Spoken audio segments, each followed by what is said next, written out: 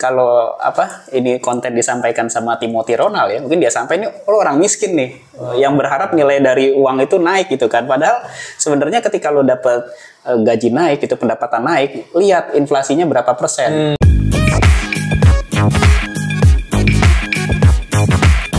Halo Moviners, dimanapun berada. Kali ini kita akan membahas hal yang sangat menarik nih Om Henry. Soal inflasi. Ya, inflasi dan kaitannya sama gaji. Oke. Jadi kita itu sebenarnya kok kayak dibodohin kali ya sama inflasi kan. Karena apa nih misalnya nih, yang pertama nih Om Henry. Kita itu mikir senang gitu ya dengan, gaji naik, UMR naik, 5 sampai 10%. Tapi nggak tahu kalau yang terjadi adalah harga-harga itu naiknya bukan 5-10%, melainkan 10-20%. Iya, betul. Itu gimana fenomena seperti ini? Kok orang UMR naik suka sekian persen gitu? Ya ini kadang-kadang kalau apa ini konten disampaikan sama Timothy Ronald ya, mungkin dia sampai ini lo orang miskin nih yang berharap nilai dari uang itu naik gitu kan. Padahal sebenarnya ketika lo dapet gaji naik itu, pendapatan naik, lihat inflasinya berapa persen gitu kan. Terus harga-harga tadi yang lo bilang ya, kita bisa naik mungkin ya harga kebutuhan pokok ya naik 10-20%, ya itu ibaratnya UMR yang dikasih sekarang pun hanya untuk ngimbangin itu, bahkan dengan kondisi saat ini malah kalah lagi ya. Kalah, imbangnya paling nggak ya itu cuma kayak nolong sedikit lah gitu. Jadi ibaratnya kalau kita dapat penghasilan lagi naik atau apa ya jangan senang dulu, lihat dulu inflasinya berapa persen. Tuh, Zul. Ingat ya, jadi jangan berbangga ketika UMR naik, atau gini deh, kalian sudah kerja di kantor A 1-2 tahun, terus kemudian naik sekian persen, naik gajinya, padahal apa? Yang persentasenya kalah sama inflasi gitu. Itu hanya apa ya, ibaratnya kalau versi gue tuh hanya cukup untuk menambal kehidupan kita gitu, menambal kebutuhan kita yang semakin naik itu. Nah, terus kemudian yang kedua nih ada jebakan nih, Sobat Moviners. Jadi gaji naik gitu ya. Tapi apa dia kena trap gitu? Ke trapnya apa? Ya di daily activities.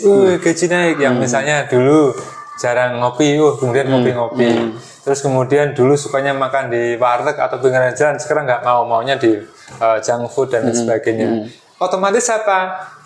Ya malah kenaikan gaji itu kegerus sama gaya hidupnya. Ibaratnya nih ya, gaji 15 juta. Terus naik jadi berapa? 20 lah, 20 atau 25 itu ya. Ya udah 20 agak ekstrim ya. Tapi dia langsung meninggalkan hal-hal yang biasanya dia bikin hemat. Kayak awalnya naik transportasi umum, Transjakarta misalnya ya, cuman pulang pergi 7.000. Wah, 20 juta nih, kredit mobil lah gitu kan, nyicil segala macam. Mungkin jadinya yang awalnya simpanannya 1 bulan bisa nabung 5 juta, mungkin cuma 2 juta atau 1 juta ya. Betul. Karena gaya hidup tadi Om Menteri. Betul. Fenomena ini sepakat ya Om Menteri. Sepakat, dan kenaikan gaji itu kadang membuat kita kena trap gitu. Dan itu apa ya Juta? Maksudnya manusiawi sih. Manusiawi emang agak susah gitu ketika kita dulu ya mungkin masih gaji 2 juta misalnya. Naik ke 4 juta. Itu kan pasti akan ada perubahan gaya hidup tuh. Walaupun dulu gua kalau naik gaji ntar nggak mau berubah gaya hidup, tabungan mau gue banyakin. Ternyata nggak kejadian, nggak mungkin itu. Biasanya ya tadi Zut ya, biasa makan di warteg naik dikit lah, makan di yang makan apa mahal dikit lah ya, KFC, Solaria misalkan gitu kan. Biasanya tadinya naik umum gitu kan. Nah tadi mulai nyicil mobil. Iya. Wah, aku udah jadi manajer nih. Iya. Males nih naik transportasi umum atau naik motor, butut. Ganti motor yang bagus misalnya, yang katakanlah awalnya Supra misalnya gitu. Wah, aku ganti apa? Matic yang mahal lah ya, yang Matic mahal gitu high-end. yang 40-an juta gitu kan. Ya, otomatis kenaikan ya tadi misalnya dia nggak ngapa-ngapain nih, 40 juta harganya. Kan itu berapa kali? Misalnya kenaikannya 5 juta, itu udah hampir 10 kalinya, udah kayak hilang gitu aja sebenarnya. Nah, itu yang kadang-kadang jarang disadari sama orang ya. Jadi banyak orang yang lupa ketika kita tadi ya naik penghasilan segala macam, inflasi itu kan juga setiap tahun pasti naik. Nah, kebanyakan kalau untuk kita yang sukanya konsumtif ya tadi mulai nyicil mobil. Nah, pernah terpikir nggak kalau mulai nyicil mobil itu biaya-biaya yang akan dikeluarkan itu semakin besar. Betul, bensin, itulah ya. Bensin. Habis itu nanti akan ada perawatan, pajak tiap tahun berapa? Misalkan 3,5-4 juta gitu kan. Nah, itu harus udah siap tuh. Terus kalau misalnya nih bukan tinggal di rumah, di apartemen atau rumahnya sempit, sewa parkir. Kalau di tempatku tuh sewa parkirnya per bulan mobil 200.000. Masih murah dong 200.000. Kalau motor 75.000. Ya itu kan sebagai perumpamaan ya. Artinya apa? Dia harusnya nggak perlu spend bulanan 200.000. Jadi keluar dong gitu kan. Iya, gitu. Dan banyak hal lain gitu kan. Kalau kita main ke mall atau apa kan parkirannya lebih mahal daripada parkiran motor gitu kan. Kalau aku mending naik ojol atau online aja. Udah gitu ya. Enak, nggak bikin parkir kan? Iya betul, banyak banget pengeluarannya. Terus yang biasa kita nggak keluar jadi keluar gitu. Itu kadang-kadang suka luput dari hitungan kita. Gitu. Padahal kalau mau ditulis ya, kita tulis listingin ini. Jadi banyak banget bisa. Betul. Jadi kita sebulan itu tabungannya malah semakin berkurang gitu kan. Yang paling penting lagi sekarang itu adalah bahwa inflasi itu bukan cuma ekonomi tapi sistem. Iya nggak? Betul. Memang sistem yang terjadi di negara kita ya. Nah, terkait sistem ini sebenarnya pernah gue bahas juga Zud, di Movit ya. Jadi salah satu sumber penyebab inflasi yang paling pertama itu adalah korupsi. Nah, korupsi yang terjadi di Indonesia ini akhirnya apa? Sekarang gini, kalau kita lihat harga-harga semakin tinggi, terus melonjak lah semua berapa persen inflasi segala macam, kita juga harus lihat ini berarti mungkin aja banyak uang yang dicetak beredar di masyarakat nih, yang beredar di masyarakat tuh semakin banyak gitu kan. Nah, kenapa uang dicetak ini semakin banyak? Ya mungkin untuk menambal hasil-hasil dari korupsi yang tidak berjalan gitu, yang harusnya dipakai untuk pembangunan di korupsi dan bangunannya mangkrak terus diperbaiki lagi gitu kan, memperbaiki yang seperti itu. Ya itulah, mungkin kita kan nggak tahu ya pemerintah nyetak uang apa enggak nih gitu kan. Tapi patokannya kalau gue sih gini aja, kalau kita semakin melonjak tiap tahun ya semakin nggak karuan inflasinya, ya udah ini pasti ada uang beredar yang banyak di masyarakat yang dicetak lebih. Tuh, itu sih kaitannya sama uang. Nah nih, secara diam-diam membuat Moviners miskin. Betul. Karena apa? Taruhlah di bank itu ya, dapat bunga berapa lah, 0,1 sampai 1%, aku nggak tahu ya, pokoknya sedikit lah dibandingkan dengan inflasi setahun 4 sampai 5%. Gimana? Ya, pasti kegerus tuh. Ya, apakah nggak makin miskin? Makanya kan kalau kita hanya bergantung pada simpanan uang di bank ya, tabungan biasa gitu, kita nggak punya investasi yang menghasilkan ya lebih gitu, dari itu ya, seperti emas gitu kan. Kita biasa ya ngedukasi selalu dengan emas fisik ataupun emas digital, ya lama-lama tabungan kita semakin habis, tergerus gitu, belum lagi dipotong sama biaya-biaya bulanan gitu kan. Biaya bulanan, biaya kita misalkan transfer antar bank kayak gitu, itu yang membuat tabungan kita semakin tergerus. Makanya selalu kita sampaikan pada teman-teman, kita nggak akan pernah bosan ya untuk menyampaikan investasilah di aset yang aman gitu loh, atau yang menghasilkan. Jadi kalau aman dan menghasilkan ya sekarang ini kayak emas lah gitu ya, cuma ini kan levelnya aman. Kalau teman-teman mau explore lagi, mau ke saham, ke kripto misalkan, itu boleh-boleh aja, yang penting ada uangnya dan bukan uang ini ya, uang yang kita pakai sehari-hari ya, artinya uang dingin. Benar, gitu jadi saya tegaskan, kalau misalnya punya uang kertas banyak, jangan semuanya ditaruh di bank. Setuju nggak? Misalnya punya uang 1 miliar, cash lah ya, bilangnya cash, tapi di bank itu jangan. Harus dibagi, misalnya yang 500 juta nih masuk di investasi surat berharga ya. lah ya. Itu kan tadi kan kalau misalnya uang kertas stok itu kan 0,1 sampai 1%. Kalau dimasukkan di surat berharga itu bisa 6 sampai 8%. Atau 5 sampai 7%. Artinya apa? Ya 5 kali lebih banyak gitu. Terus kemudian tadi yang disampaikan Om Henry, kita udah sering banget edukasi terkait emas dan emas. Karena apa?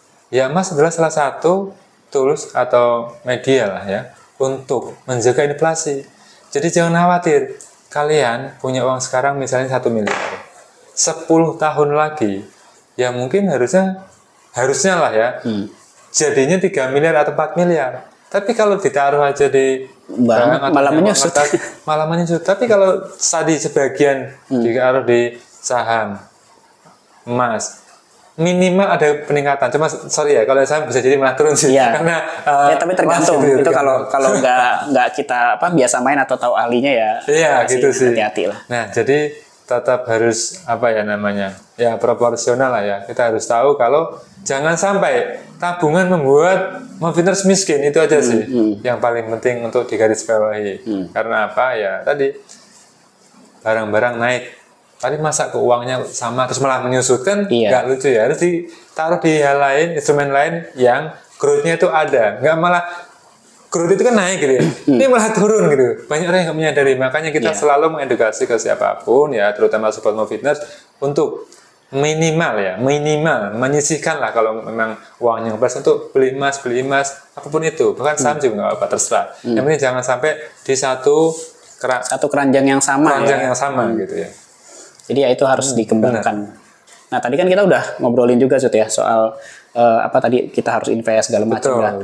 Yang gue perhatikan juga masih banyak di antara kita ini memang strateginya salah gitu ya, terutama bagi teman-teman yang gajinya mungkin masih terbatas gitu ya, terbatas ataupun masih kelas menengah lah gitu kan. Jadi kayak belum kepikiran gitu loh, masih kayak polanya nabung biasa aja gitu, nabung di bank kayak gitu kan. Terus ada deposito gitu. Padahal kalau deposito aja kayak kemarin tuh gue juga ada singgung ya, ibaratnya buat teman-teman yang baru melangkah agak kaya sedikit gitu ya, punya uang 100-200 juta, ya itu ngapain taruh di deposito gitu kan. Bukannya uangnya berkembang ya cuma begitu aja, udah gitu masih kegerus sama inflasi. Nah padahal kalau bagi teman-teman yang lagi ekonominya membaik nih, mulai naik, harusnya sih bisa mendiversifikasikan aset ke instrumen investasi yang bisa bertumbuh gitu ya. Ada emas, ada reksadana, ada saham kripto dan lain sebagainya. Atau misalkan taruh di investasi bisnis misalkan gitu ya, itu juga bisa bikin uang kita bertambah. Tapi kalau hanya ditaruh di bank, di deposito ya mandek gitu aja sih. Jadi jangan sampai salah strategi ya teman-teman. Jadi ada juga ya solusinya itu memang mengkonversi rupiah ke aset real. Betul, aset real, betul. Iya, jadi ya jangan cuma uang kertas udah kita taruh di situ. Ya misalnya nih, kalau mau nggak konven kadang orang ya di kampung gitu lah ya, aku beliin tanah. Ya menurutku nggak apa-apa sih daripada semuanya dikasih. Meskipun nih, yang jadi highlight dari kita berdua adalah nggak liquid. Betul. Takutnya itu, aku mau belikan rumah. Iya boleh-boleh aja, tapi kalau misalnya kan orang kan nggak ada yang tahu gitu ya. Tiba-tiba butuh uang ya. Butuh uang, karena apa? Ya mungkin kita berdua itu mengalami gitu ya, punya aset yang susah dijual. Betul. Itu ngalamin. Butuh. Makanya kita cerita nih. Kenapa kita fokusnya ke aset yang liquid gitu ya. Ya reksadana itu juga sebenarnya liquid lah ya, emas apalagi gitu. Terus kemudian saham juga belinya sekarang besok bisa dijual. Ya seperti itu. Dan mereka itu gini, setiap hari itu bisa dijual lah. Yang dimaksud itu harian bisa dijual. Kalau nggak liquid, misalnya saya, Om Henry, jual rumah dari tanggal 1 Januari 2025.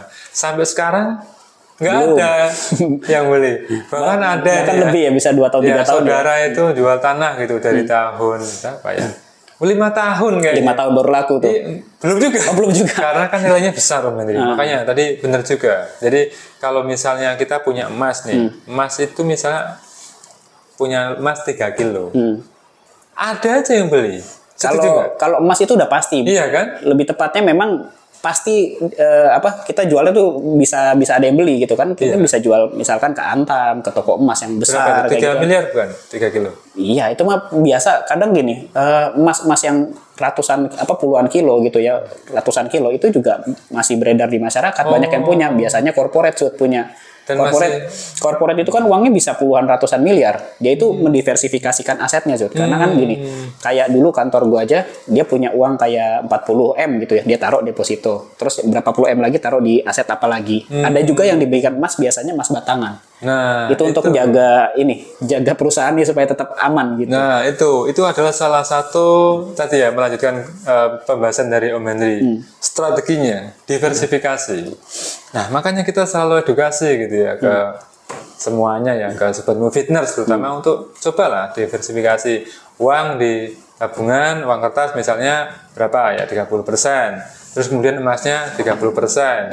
Terus reksadana 20%. Saham 10, kripto kalau mau iseng-iseng 5%. Sisanya ya untuk ya udah jaga-jaga aja atau untuk main-main gitu kan. Seperti itu.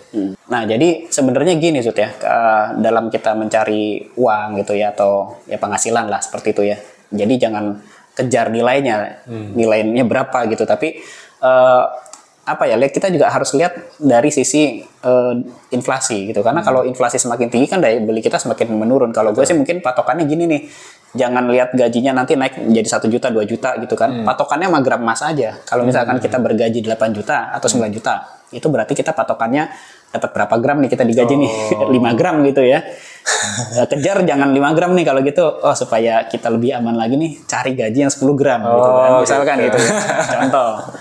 Jadi mindsetnya, cara berpikirnya kita udah bedain dikit gitu supaya kita nggak kemakan sama naik gaji kita udah seneng gitu loh, padahal pengeluaran kita juga naik lagi gitu kan, harga kebutuhan pokok, kebutuhan sehari-hari, semuanya tuh naik gitu ya. Itulah patokannya kayak gitu. Nah, oke. Jadi kalau kita memang ngomongin hubungan antara uang kertas, inflasi, gaji dan lain sebagainya, inflasi harus kita monitor ya. Jadi lihat inflasi per tahun berapa, kenaikan gaji berapa, gaya hidupnya seperti apa, itu harus saling berhubungan. Kalau enggak ya bisa lost doll ya. Iya betul. Baru naik sebenarnya kalau dikonversikan ke inflasi sama aja, tapi udah gayanya macam-macam. Ingat ya, tabungan. Tapi tabungannya bukan tabungan yang kegerus tadi. Kalau masuk uang kertas, nabung ini 1 juta, masukin ke bank jadi uang kertas. Ya lama-lama akan turun 1 juta tok. Tapi udah deh 1 juta masukin ke emas, ya lama-lama bisa jadi naik gitu. Tapi apalagi emas ya, emas itu sebenarnya bukan untuk trading ya, tapi untuk jangka panjang melindungi aset. Makanya kalau misalnya nih kayak orang bingung ini ada emas gimana naik atau turun, kita beli apa enggak? Kalau yang sudah terbiasa tiap bulan beli ya enggak masalah. Beli-beli aja beli gitu. aja gitu kan. Karena apa? Karena dia yakin emas itu ya suatu saat nanti pasti jadi barang langka gitu ya. Uang kertas semakin banyak beredar, emas itu makin sedikit ya. Mungkin kalau dipikir-pikir kayak Bitcoin kan ya. Karena itu dia. tinggi banget gitu. Tinggi banget ya kalau siapa tahu Bitcoin emas nggak nyangka juga, perang hebat, perang dunia ketiga, bisa jadi emas harganya jadi 5 juta gitu kan segram. Bisa. Waduh, nyesel nih, aku kenapa dulu nggak beli ya. Nah, kan jangan sampai Sobat Movitners nih ya menyesal di kemudian hari. Karena apa? Karena nggak mulai dari sekarang. Mulai aja dulu. Emas misalnya kan murah, nggak harus beli 500.000. Ada kok yang cuma 10.000, 20.000. Ya itu emas digital. Tapi pakai ya. digital. Terus nggak masalah, karena apa ya? Kalau misalnya digital pengennya tinggal dicairkan. Ya. Tapi kalau aduh aku bosen nih, angka aku pengen emas beneran, mana nih? Ya tinggal dicetak. Betul. Nggak ada salahnya. Tinggal dicetak aja. Yang penting tadi inflasi itu menjadi salah satu parameter penting ya untuk mengukur bagaimana sebenarnya korelasi antara ya gaya hidup, kenaikan gaji dan harga-harga barang yang ada sekarang itu.